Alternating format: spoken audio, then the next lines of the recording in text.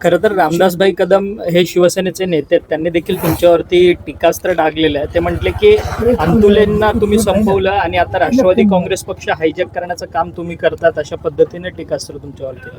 रामदास कदमांच्या वरती कारण त्यांचं जे गलिच्छ वक्तव्य आहे त्याबद्दल मी अधिक बोलू इच्छित नाही.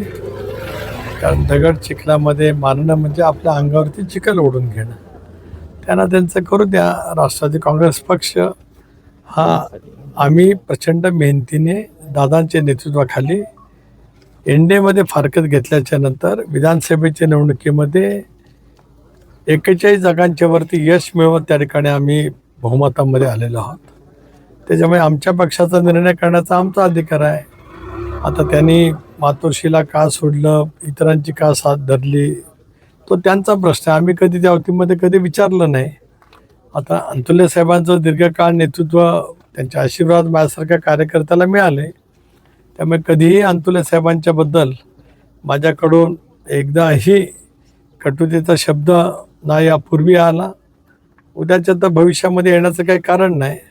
कारण आमची संस्कृती ही वडीलधाऱ्यांचा आदर, जनमानसामध्ये काम करत असतानाच प्रत्येक सर्वसामान्य माणसाचा योग्य तो आदर, हे गेल्या 45 वर्षाची माझी राजकीय आयुष्याची शिजोरी असल्यामुळे कोण काय बोलतं याच्याकडे मी फारसं लक्ष देत नाही. एवढ्यासाठीच जनतेचं पूर्णपणाचं पाठबळ गेल्या या माझ्या राजकीय वाटचालीमध्ये पूर्णपणाचं त्या ठिकाणी मिळालेलं आहे. तटकरे सर, दोन्ही राष्ट्रवादी एकत्रीकरणाच्या संदर्भात सातत्यानं चर्चा ज्या आहेत त्या शरदचंद्र पवार पक्षाकडनं होताना पाहायला मिळतात. त्यांचा दावा आहे की अजित पवार हे राष्ट्रवादी काँग्रेस दोन्ही एकत्रित करणार होते, विलिनीकरण होणार होतं, अशा पद्धतीचा दावा त्यांच्याकडनं होतोय.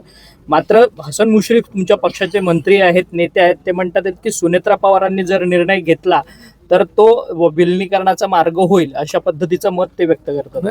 हसन मुश्रीफ जरूर पक्षाचे वरिष्ठ नेते आहेत. कारण आम्ही सर्वांनी म्हणून दादांच्या नेतृत्वाखाली इंडियामध्ये जाण्याचा निर्णय त्या ठिकाणी घेतलेला आहे. शेवटी या विषयाची चर्चा आम्ही सखोलपणाने करू.